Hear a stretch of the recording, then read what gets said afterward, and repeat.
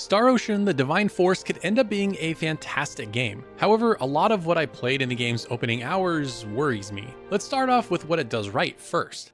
I have to say that I really like the setup for the game. It's a dual protagonist story, however in this demo I only got to play from Raymond's perspective. Now he's the captain of a starship and pretty much right away his ship is under attack and everyone is forced to evacuate. From there he lands on a relatively primitive planet and he needs to find his crew that's been scattered across it. Early on you'll run into a character named Leticia, the princess of the kingdom of Osarius. Her and Raymond come to an agreement and they decide to work together to find your teammate whose pod landed nearby. The premise is relatively simple, but I like that. It made it easy to follow. All the characters are kind of tropey, but honestly, I feel like that just works. For starters, I really liked Leticia. She has a cute naivete about her that I just really enjoyed, and that perfectly contrasts with her accompanying knight Albert, who's a little bit more stuck up and is trying to do everything he can to protect her. Now, as I said, you can't play from her perspective right away, so I'll be curious to see how that changes the story if you choose her at first compared to Raymond. One new mechanic that I absolutely loved was Duma. This is a machine that gives you a lot of enhancements, but essentially it allows you to fly while you're exploring and dodge a lot faster in combat. It just felt awesome. I loved getting up super high and gliding around and seeing what enemies I could fight or just what items I could pick up. I'll be curious to see how they use this throughout the game. Now I love the towns in this game, and in the opening hours I saw two. They had really great vibes, it was fun to explore, especially with Duma as you're able to explore the tops of buildings and just every little nook and cranny. Also, the music is pretty fantastic from Motoi Sakuraba. This guy's been pretty busy recently composing Valkyrie Elysium. Overall, it has a lot of upsides, but I do have concerns, so let's get into that now.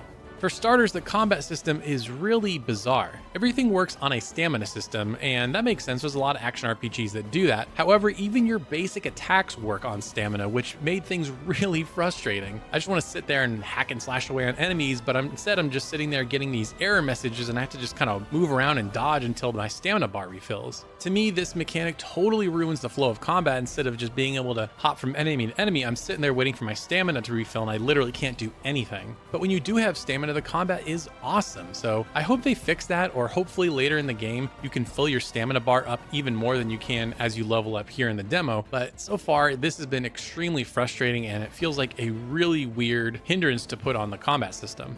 Now, Duma also has its own stamina bar in combat, and this is mainly for dodging and jumping high and stuff like that. And this can give a little bit of reprieve when you can't attack with your combat stamina bar. But again, it feels like these are kind of at odds with what you want to do as the player. As the player, you just want to dodge and run around and get into combat and hack and slash away, but you just are constantly being interrupted by running out of stamina. So again, this was only in the early hours of the game, so I'm really hoping that as the game progresses, you get more characters, you'll level up more, this becomes less of a problem. But right off the bat, it did not leave a good impression.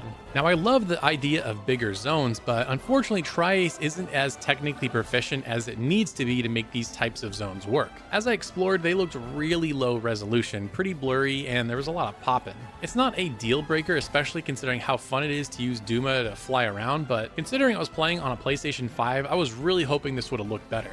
Also, the menus are really clunky. I felt like I was constantly opening one and closing another just to do something as simple as spending skill points. To me, it felt needlessly complicated, and pretty early on, I felt like I just didn't want to interact with it, even though it was necessary to make my character stronger. And I think it's probably too late to fix something like that, but man, hopefully they patch it in or do something later to make it a little bit more intuitive, because so far it's not. Lastly, we gotta talk about those faces. I don't know who the art director is for the Star Ocean series, but they've had their chance and it's time for someone new. They just look like plastic dolls here, and not in a good way. And I feel like players have been complaining about this for so long, so it's weird to me that they haven't changed out for a fresh art style. Now, it's obviously way too late to fix this game, and who knows if there's ever going to be another Star Ocean game, but if there is, they definitely need to get someone new in here to bring a fresh new art style, because this one does not work.